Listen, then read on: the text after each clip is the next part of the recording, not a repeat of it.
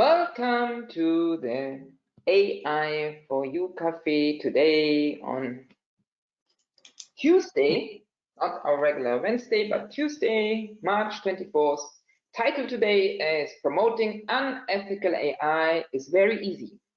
Stay away from arts and culture. And welcome, Max. Here's Max Haarich. Thank you for joining us. As always, we start slow, so we let all the people come in. Max will soon also introduce himself, but let's start as always slowly. And my name is Carmen McWilliams. I am the moderator and organizer and the director of grassroots arts in Cologne and partner in the European AI4EU project.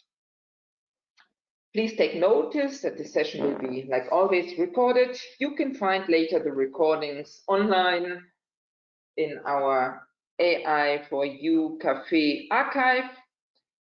No confidential information shall be shared in this café session. In this café, the speaker expresses his personal view and opinion. This is not necessarily the official AI4EU project opinion. So, and for you, once more, what is the café about? The café offers a series of live web sessions which will take place regularly from now on, all the time. The café is an online forum to gain insight into the European AI scene. Participants get the chance to share knowledge and experience and meet stakeholders from various areas of AI research and application. So today, I promised that we do it a little bit different than normal. We have today a roundtable format. We are testing it with Max. He said yes, which means we allow all participants also to speak. I will open the mics, which, like when Max will do this presentation, he will make some breaks, and afterwards we can also this time ask questions with a microphone. Also, if you have questions, it may be different, and you maybe also have comments, you maybe also have answers. So feel free to use the microphone then. But now we start as always.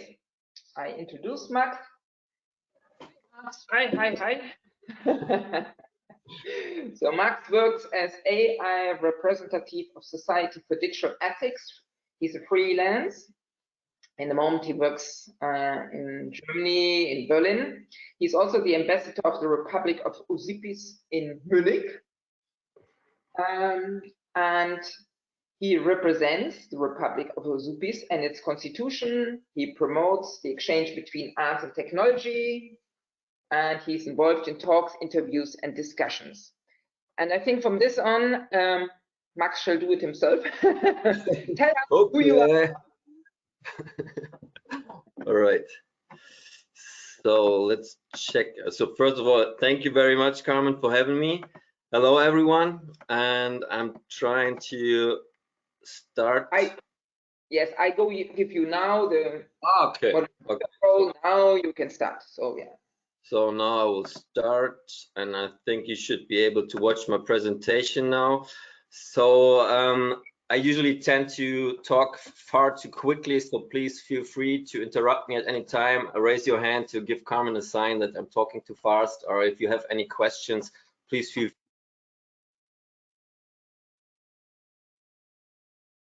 Oh, I think we lost you.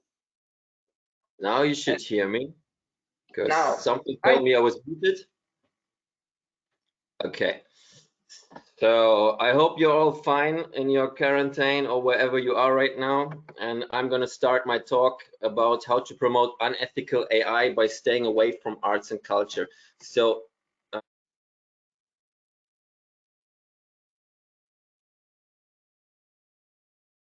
okay. There's some transmission problem. I have you again. So now you can see my presentation without my picture in front. All right. So I chose this definitely a very provocative topic on how to promote unethical AI, because ethical AI is such a huge topic. At least it has been so until maybe the last 2 or 3 weeks. And what I would like to talk about with you is, if I manage to do this, first of all, oh, wait a second. So what is the interplay between arts and culture and AI? How can they benefit from each other? And my thesis is, and I mean, I'm not the only one telling this, that AI has the potential, that arts and culture has the potential to make AI more innovative, more accessible, and more ethical. And I would like to give a few examples about this, starting with the question of, not starting with this, what is ethical AI? I mean, when is AI ethical? I mean, we have all these examples in mind of like bad bias, recruiting algorithms, and Facebook algorithms that are accused of fueling riots in Myanmar and stuff and like this. So, and these algorithms that discriminate against this kind of people, and algorithms that are used for surveillance and so on. So what is ethical in the end? And this is, I think, a really tough question. And I don't believe that there's one single answer, because first of all, ethical standards vary from time to time. Here you see a picture of Jeff Bezos in his first office in 1999, and you could have imagined him telling something like this: "Oh, these guys, I cannot talk. There might be bugging devices in my office." And now in 2020, you could see him talking to his Amazon, like, order, hey Buck, please order some toilet paper for me, telling something like this. So which is totally normal today, especially today, but which was like unthinkable 20 years ago, that you personally buy your bugging device and put it in your flat. So another point is that ethical standards vary from place to place. And these were the protests in Berlin when they wanted to open the Google office because of Google's behavior with regard to privacy of data.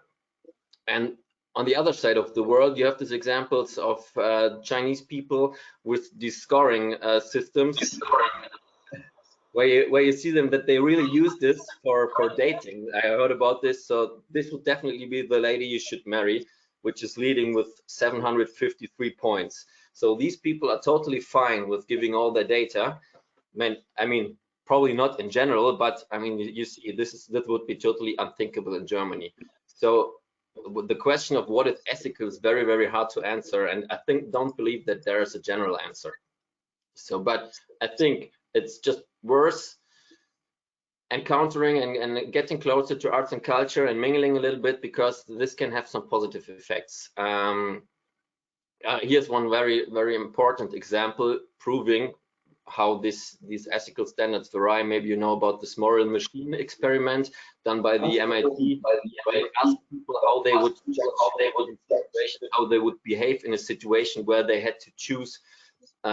Usually, you know, this trolley problem where you go down the street and you have to choose which people you kill in front of you. You can only choose between killing either the elderly person or the young person, and they vary it with different kinds of people and animals and stuff like this. And all the world is asked to judge this and how they would decide, and you can compare this. And this is definitely very interesting and definitely not the same all over the world, because some people have the tendency to do nothing at all if they can't do anything right. Some people have to say, well, definitely save the elderly and so on. So there are different standards all over the world. So there was this free thesis I made up, that arts and culture can make AI more innovative, more accessible, and more ethical. And so let's start with the first one, more innovative. I think in general, and this is definitely not proven fact, this is just one thesis. In general, I think the arts and culture, they have always been the starting point of innovation. When you see that since 40,000 years before, people started making arts and culture, and the first time they invented the technique of stone carving, a very essential technique. If you can carve stones, you can write in it, you can make buildings out of it. It was invented 30,000 years ago, but it was not invented to build houses or something. It was invented to create cultural figures like this Venus of Willendorf. And it took 25,000 years until it was used for technical reasons, like carving the first wheel made out of stone. Even this one was not made to carry some weights, but it was made as a toy for people. So out of some joyful experiential mood, people created these innovations. And the first time metal molding was applied, it was in order to produce this little cute frog. And it took like 500 or 400 more years until it was used to produce metal. And there are also some example when it comes to AI and robotics. So the first of ideas of robotics, they don't come from some university, they come from, at least they date back to the idea of the golem from the medieval Talmud, or the Chapex RUR robot from the 1920s, the first time the word robot was ever used. And it was until 1951 that the first real AI applications were used in science and industry, and the first robots were used in industry. But there were always people in between these disciplines that tried to merge this, and just by accident maybe, or maybe by coincidence, they really created something.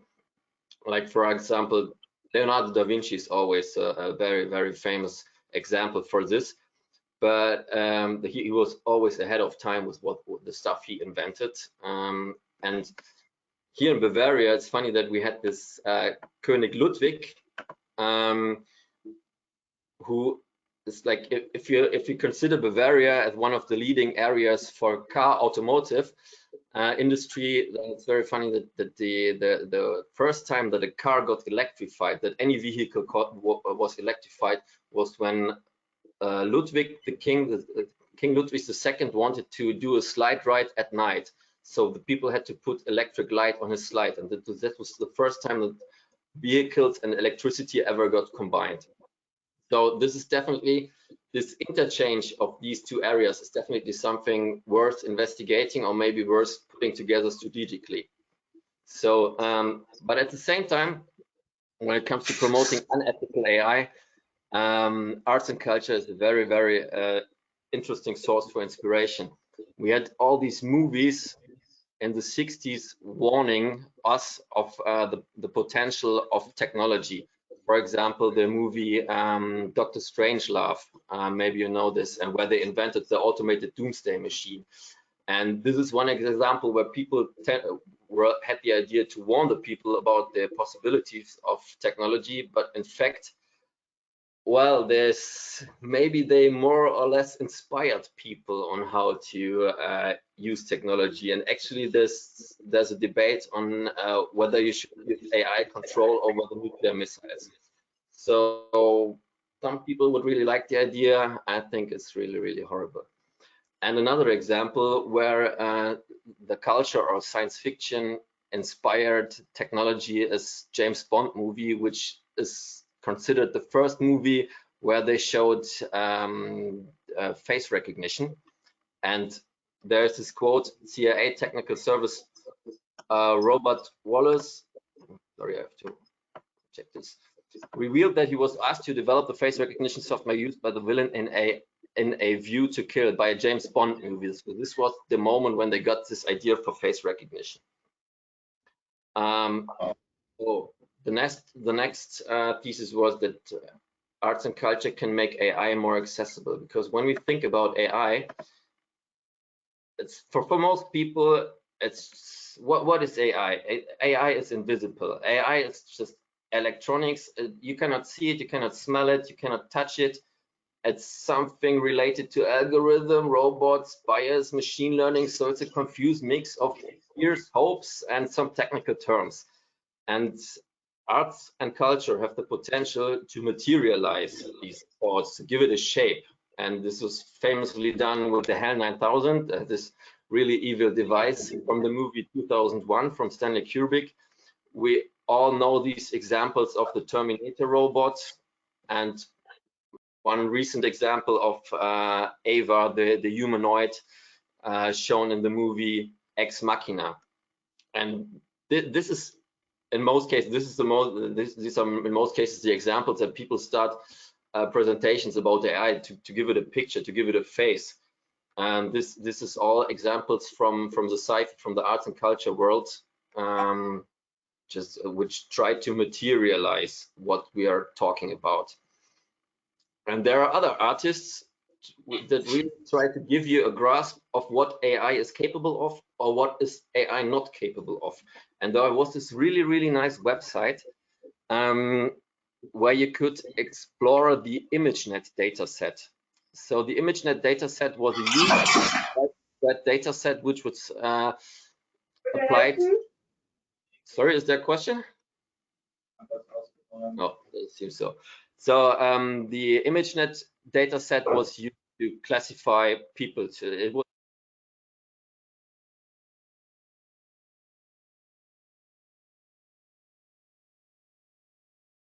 and so it is interesting to know how accurate this data set works. And there were some artists who just said, okay, let's explore this. Let's take this data set and allow everyone to upload his pictures and just test this data set. And this was possible until last September. For some reason, they stopped it. But so I tried it, and I used a picture of a friend. He had the great idea to take a picture of himself 3 times. So it's just one picture within each other, but it's the same person. So if this AI is working properly, it should see 3 times the same thing. So the first thing it saw is a valedictory speaker in the upper picture. This is, I mean, on the left, this is the exact result from the ImageNet dataset. The second thing it saw, it says, okay, it's not just a valedictorian speaker, it's also a spaceman or a cosmonaut or something. And the third thing, in the smallest picture it saw, is that, oh, this is definitely a non-smoker for whatever reason. So this gives you a glimpse. I mean, this is totally exaggerated example, but this was the real result from what ImageNet revealed. And there are, in the political area, there are also examples where people try to use arts and cultural examples in order to make this technology more accessible. For example, Estonia wanted to bring in some new legislation about AI, and they wanted to discuss this with the people. So they had to give the people an idea about what AI is. And they had the advantage that in their culture, they had this figure of the krat. And the krat is a thing which is formed from sticks and hay, so stuff that everyone has at home, like we have a computer and could possibly code. It obeys its master, it does everything the master wants, and it needs to be busy all the time. It works all the time. So, and this myth of the krat is several hundred years old. So all the people know it, and now they can relate to, okay, this is how AI works. What they don't tell in most cases, the funny thing about the krat is it costs your soul if you want to animate the krat. This is what the devil does. But the legend tells that the Estonian people tricked the devil by serving blackcurrant juice, tricking the devil into thinking this is blood. So maybe with, as we saw with this ImageNet algorithm, maybe this would work with AI, we don't know. So, okay. So now let's get to making AI more ethical. And in general, arts and culture is a kind of society's immune system that always reacts when there's the danger of technology taking over. When there was this trend of industrialization in the 19th century, suddenly this trend of arts and crafts movement emerged, where they were trying to make everything, all the world around you, including the machines you work, more human again, more natural, more organic again. So like a counterculture that emerged.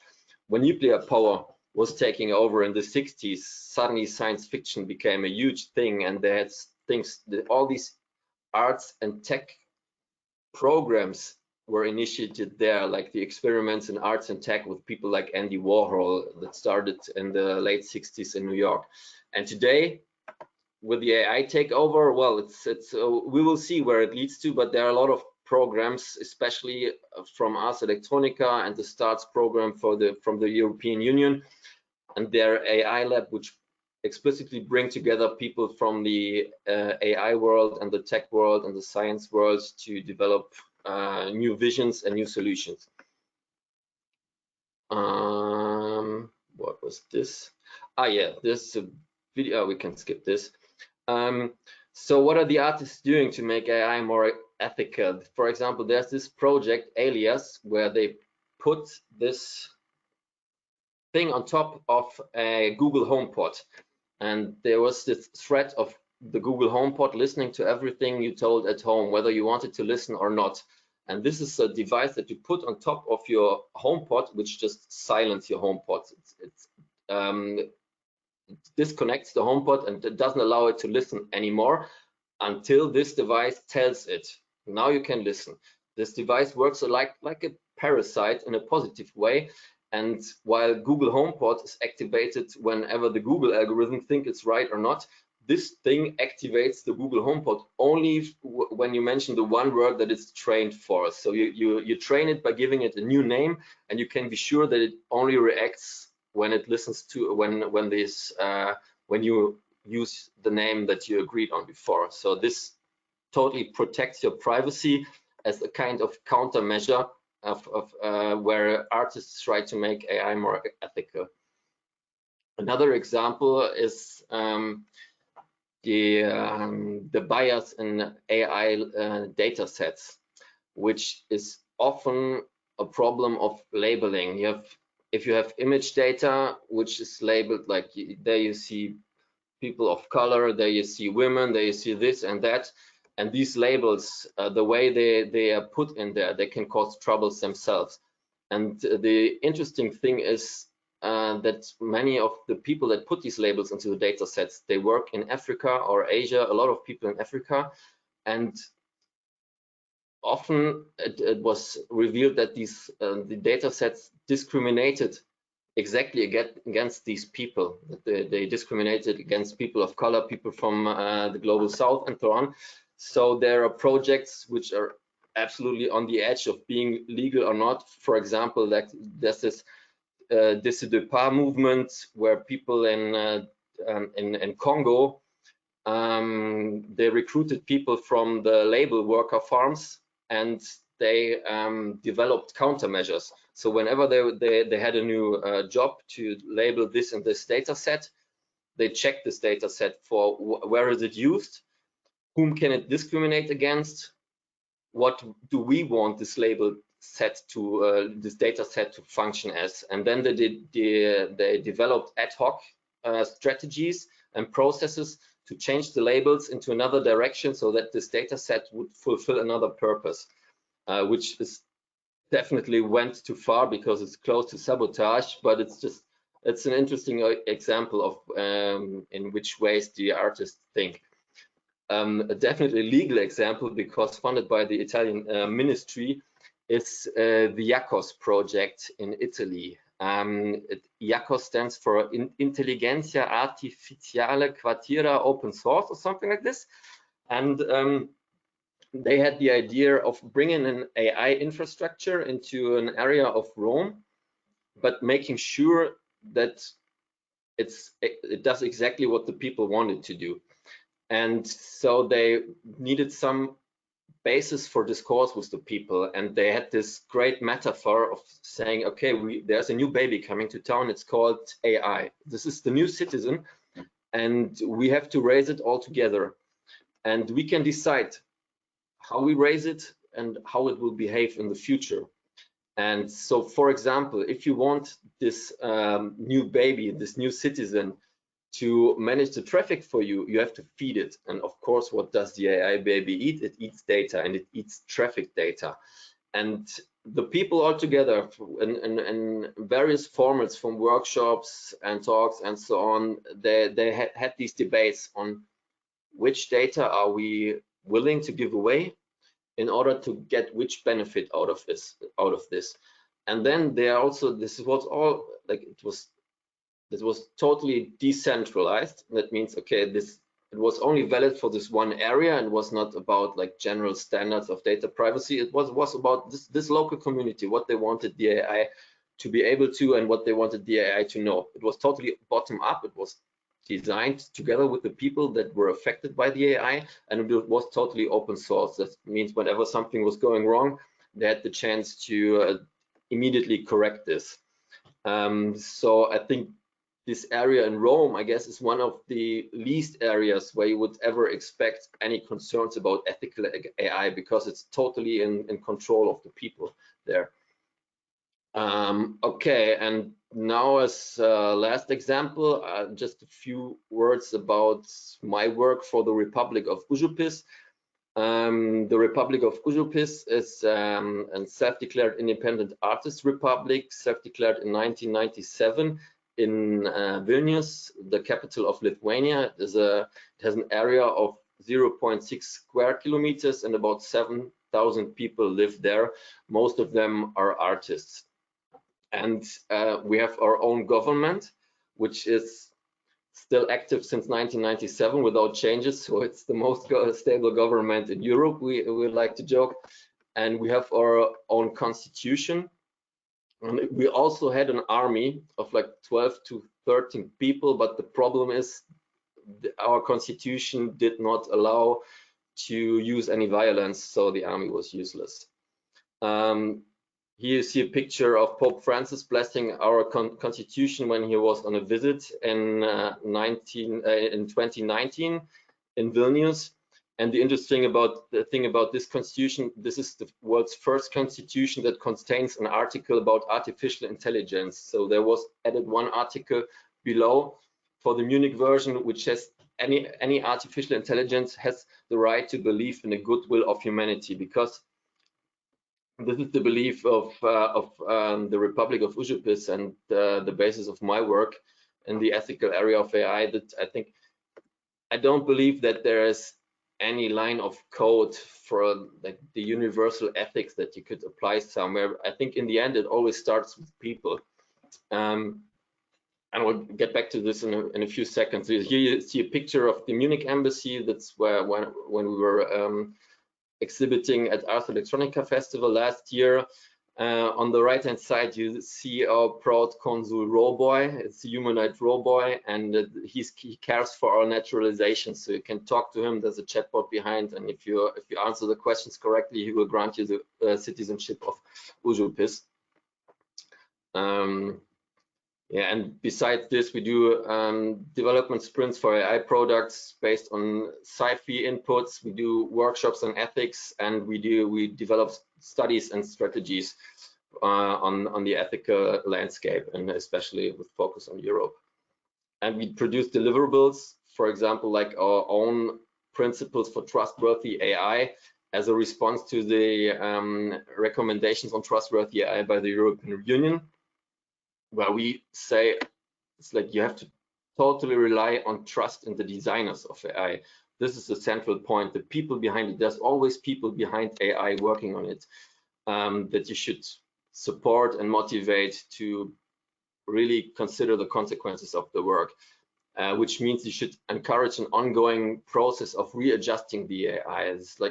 It's not once you produce it and then give it out to the world and you can be sure that it works perfectly fine forever. No. You have to regularly check this, and you have to rework if it's not working properly, and you might have to compensate people if it has caused any harm. And these principles also foster the adoption to diverse and dynamic conceptions of ethics, because like I showed in the beginning, it's the ethical standards vary from time to time, from place to place. So you have to design a process that really cares for this and puts that in. And here I think this is almost our last question, last slide, because I think in AI is just a magnifying mirror for human behavior. So there's so much discussion about how we can make this strange AI thing behave like we want it to behave, or like to train it and educate to become better and or understandable or whatever, which is definitely very metaphorically speaking. But in the end, what does AI do? I mean, many algorithms just check the human behavior. It checks how we treat each other. It checks how we treat nature. It checks how we choose what we eat, how we choose our partners, and then it magnifies this behavior. It reinforces this and scales this globally. And this is in many cases of algorithms the way it works and how they cause unethical stuff on the world or not. But this is the reason why we think, okay, if we want to change something about the behavior of AI, this is another reason to look at the behavior of humans first. So that's basically it. Thank you very much for listening, and I'm curious about your questions. Thank you, Max. Exciting, really exciting. I'm just trying to digest all these interesting examples. Yeah, sorry for going so quick.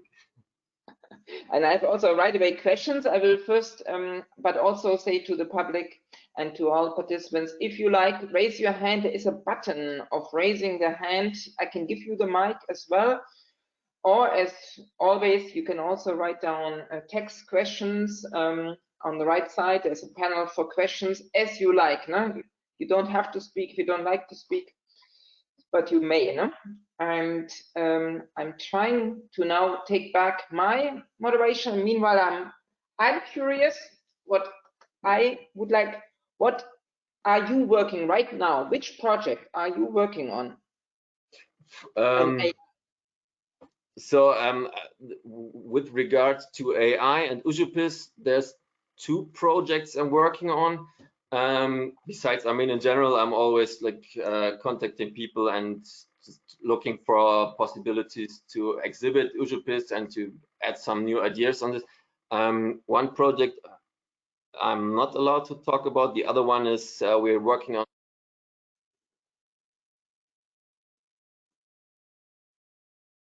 Sorry, there's a transmission problem. Hello, Max? Max?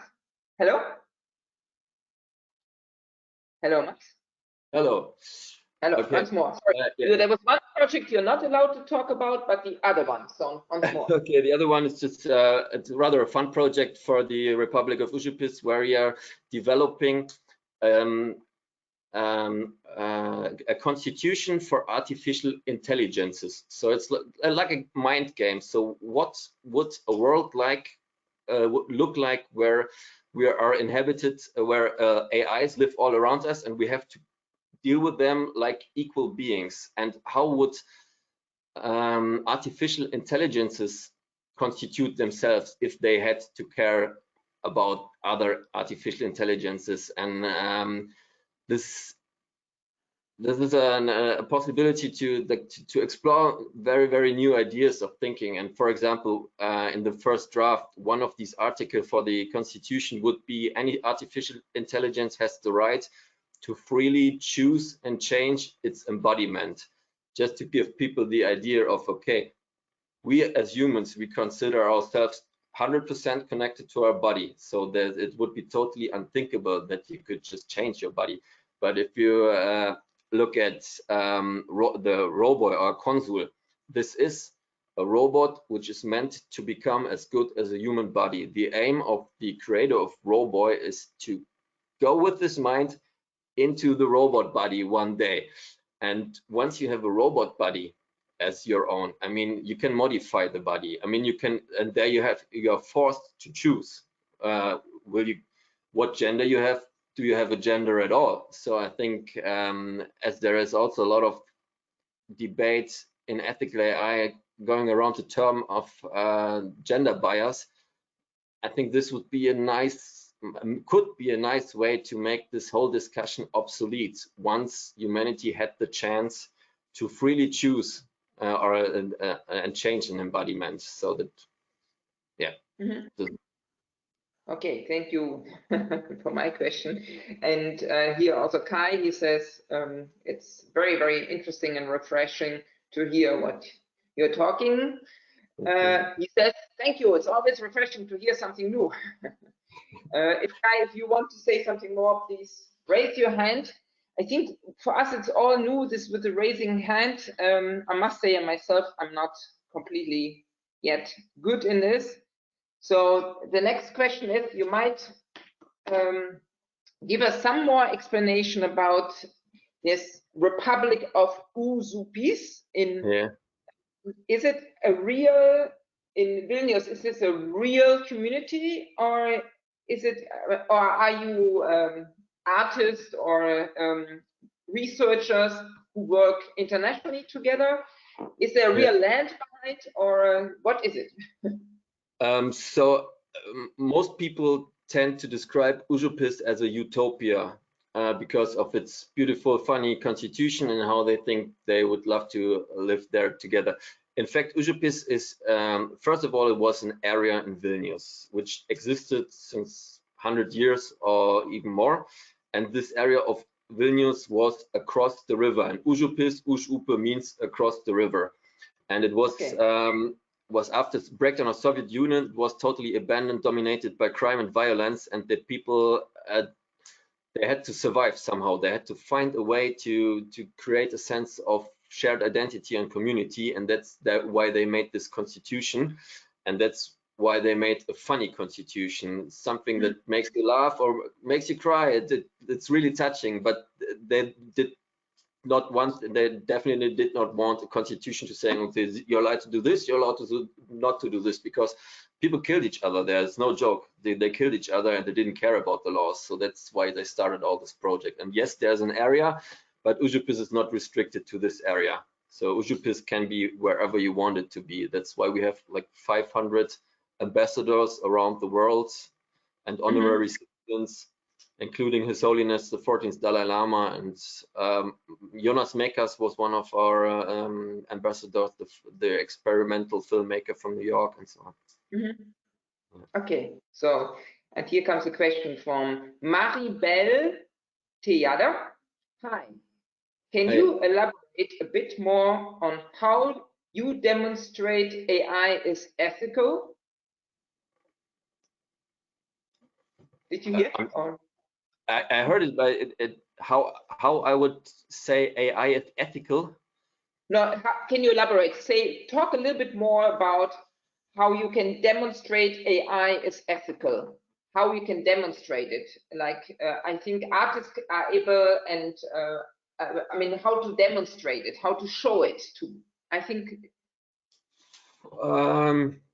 Whoa, good question. I have no spontaneous answer. I mean, I know about a lot of examples where you can demonstrate how it's unethical. I mean, it's like, and I guess proving how it's ethical would be the opposite. I mean, when you want to prove how unethical AI is or can be in some situations, one famous example is the recruiting algorithm of Amazon, which shows much more men for higher position than women. So you could see the percentage of people that were invited to the job application interviews, which was much more men than women. So, and then they can see this potential percentage, whether it's totally representative for the people, or whether it's like totally biased.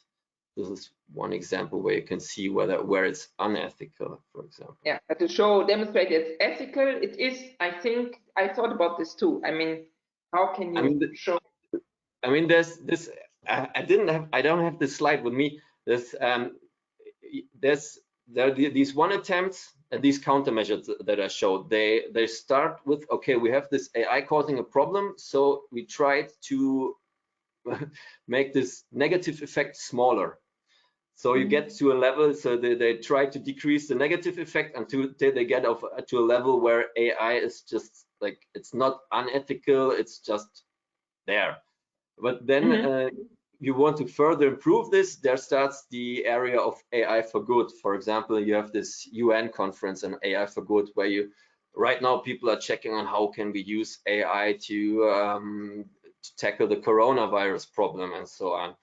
And this is also an area. I don't know whether artists are already active in this area. I think they're rather watching the surveillance side of what's happening right now. So yeah, I think if you so there's the question behind what is ethical AI, what is ethical behavior. I think it was rather directed in the way of what is like virtuous behavior, what is the good behavior that we all want to see more of. Mm-hmm. Yes, thank you. And here, Irina, I see that you raised your hand. I give you now the mic. I hope you are ready to do it. Irina Doljopolova, I give you now the mic. Hi, Irina, do you hear us? Yeah, hello. Can you hear me? Hi. Yeah. Okay, fine. So yeah, I'm Irina Dolgopolova from Technical University of Munich. So my question is actually, my first question was really close to the one just discussed. So I was going to ask you if you ever thought of constructing some kind of a definition of what is ethical AI, because without defining what actually it means being ethical in AI, yeah, it's very difficult to answer your main hypothesis that art actually reinforces some ethical aspects of behavior. Yeah, very good point. Very good point. What I had a perfect answer in mind right now, but it's sorry, I forgot this.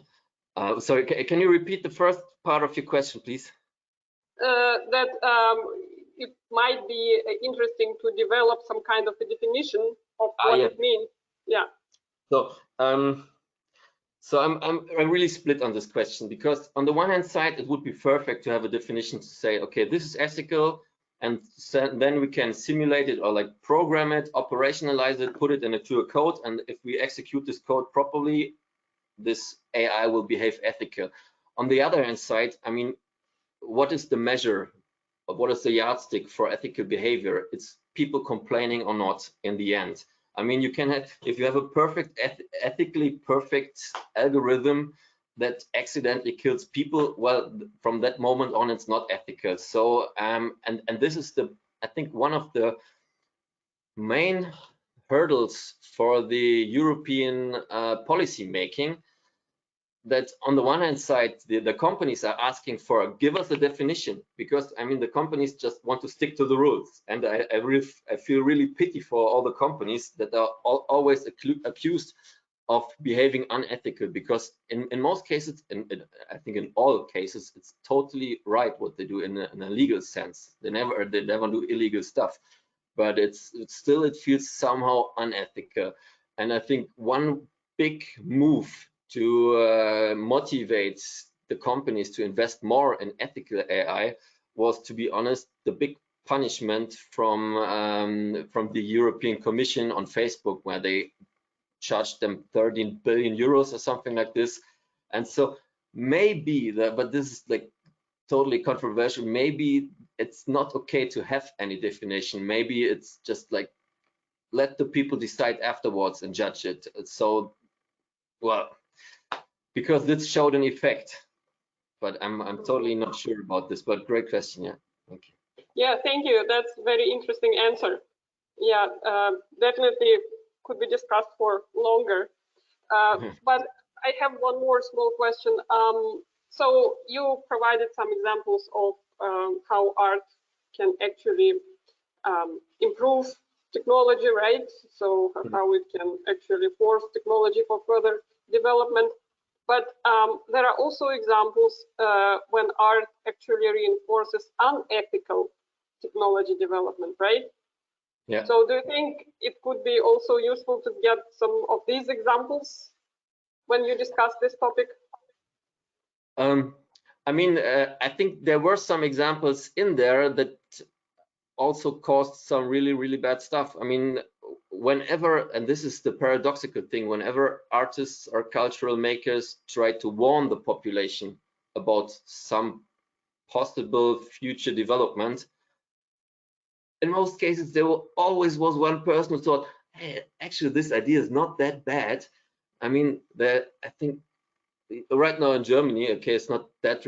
I think this is related to AI. They had these bees that were trained to look for illegal cannabis plants, And with computer vision, they analyzed the wiggle tail dance of the bees when they came back to their swarm.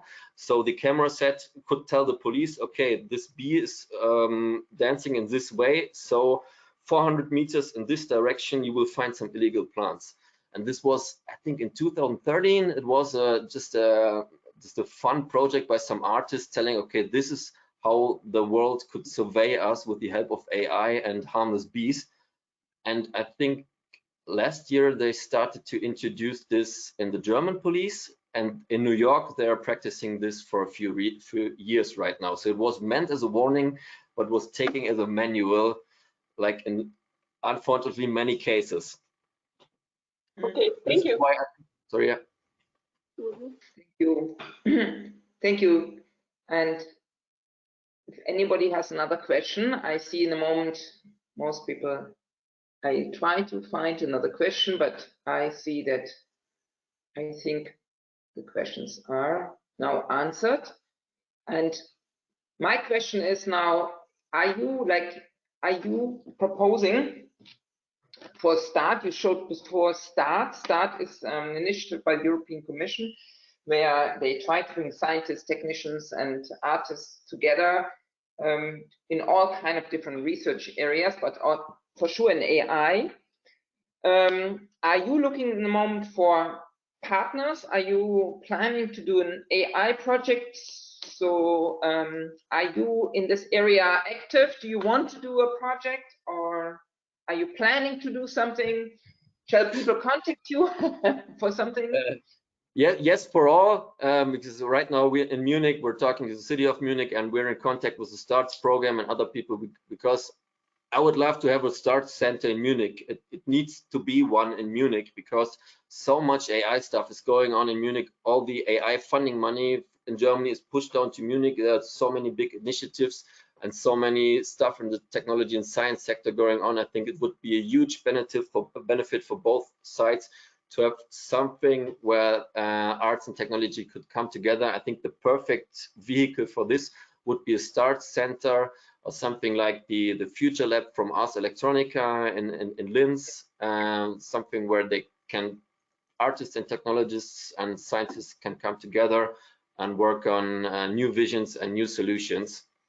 And yes. So I think we have a lot of artists. I think we're rather looking for the industry partners that are interested in these projects, open for these projects, because it's not that familiar in Germany until today. The audio is somehow disappearing for some reason. Maybe bandwidth is difficult. Okay. So I heard yes, but you're looking for industrialists. Yeah.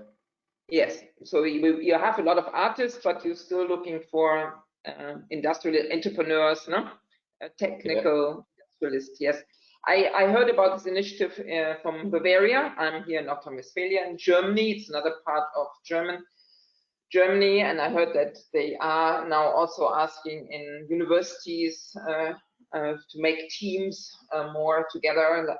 So I'm informed from colleagues in Bavaria, which is really interesting. And I have one more question here before I'm closing the question round. It's like from Gerard Kennedy. Are you willing? I'm giving you the mic. So if you are still willing, Gerard, and let's see. For some reason, I cannot give you the mic. Maybe you put yourself on. Gerard, I don't know if you still have interest to speak. I cannot put on your mic. Seems like one more. If you want to talk, you have to click on this microphone. Yeah, it's okay. Back his question. Good. Then thank you very much, Max. Thank you. We're closing in now, and I think super interesting for me, of course, as I'm also in this area of art, science, and technology. I think more corporations have to be done, and more people have to work together. We had before from Bach, Mia here in our cafe. He was also talking about what they do in Amsterdam, and I'm connected to Ars Electronica, so we get a lot of inspirations. I think the artists are also a bridge to the people, to the citizens, we can, I mean, be communicators. And we can raise questions which maybe other people don't dare, and together you can make very interesting steps forward in innovation, because with all these different ways of thinking, we can not only add on each other, but we basically can do things we cannot do alone. So I think that's why from the beginning on it's interesting to work as artists, scientists, and technicians together. Yeah. And I wish now that you have a nice day. Tomorrow the cafe goes on, so I say goodbye to you, Max, and to the public. I will show one more slide what we are doing tomorrow. So if you feel like tomorrow to join, I'm just in a moment have to make this. One moment, I sometimes also need some, and my slide is not come. So. Okay, it's not really working. So tomorrow will be Tara Szlowski. She's CEO and founder of Global Tech Education, nonprofit she's from California, but she works in the whole world, and they are trying to involve the people from the bottom up in AI innovation. The title is of her speech, AI at the Grassroots, Why We Need a Different Approach to Achieve the UN 2030 Agenda. I met her in the Global Forum of AI in Paris. It was the Global Forum of AI for Humanity. And she's very interesting. Since 15 years, she works with people, especially in areas where they are disadvantaged, like in the third world countries, and try to do projects with them which serve their hyper-local community. And I'm very happy if you join us tomorrow. And thank you, Max. And whoever wants to talk to Max more in detail, or maybe start a project or involve Max in her or his project, please send an email to Max or me. And also the presentation will be available afterwards, and also the recording. So thank you again for being with us, and have a nice afternoon. Bye-bye. No? Bye-bye. Bye-bye. Thank you.